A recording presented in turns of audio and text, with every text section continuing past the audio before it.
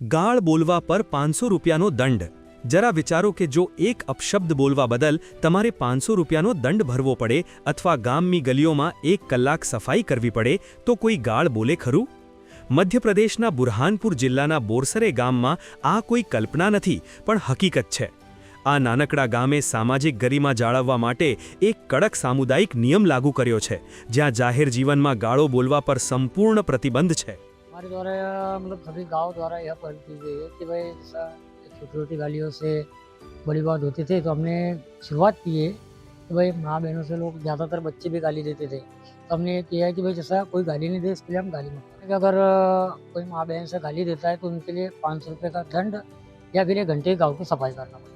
ગ્રામજનોના જણાવ્યા મુજબ આ ફેરફારની સૌથી સકારાત્મક અસર બાળકો પર પડી છે, જે હવે અપશબ્દોથી દૂર રહીને સભ્ય ભાષા બોલતા થયા છે. આ ગામ મધ્યપ્રદેશનું અને કદાચ દેશનું પ્રથમ ગાળ મુક્ત ગામ બનવા જઈ રહ્યું છે. सबसे पहले तो देखिए हमने पहले सरपंच साहब के साथ उप सरपंच साहब के साथ हमने चर्चा की, उसके बाद गांव वालों के साथ चर्चा की और फिर उसके बाद हम सब ने बाकायदा गांव में अब बैनर लगाए हैं गाली मुक्त के.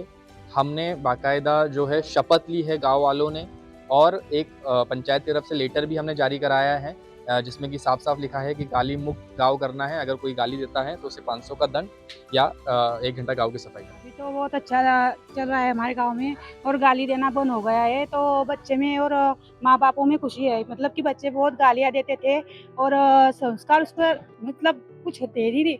बच्चे गालियाँ दे देते थे तो मम्मी पापा भी बोलते थे पर सुन नहीं रहे थे. अभी वो चल रहा है ना, इसकी वजह से वो गालियाँ नहीं दे रहा है. શિસ્ત અને સંસ્કારનું આ મોડેલ આજે સોશિયલ મીડિયા પર વાયરલ થઈ રહ્યું છે. શું તમને લાગે છે કે આવા નિયમો આપણા શહેરો અને અન્ય ગામોમાં પણ લાગુ કરવા જોઈએ?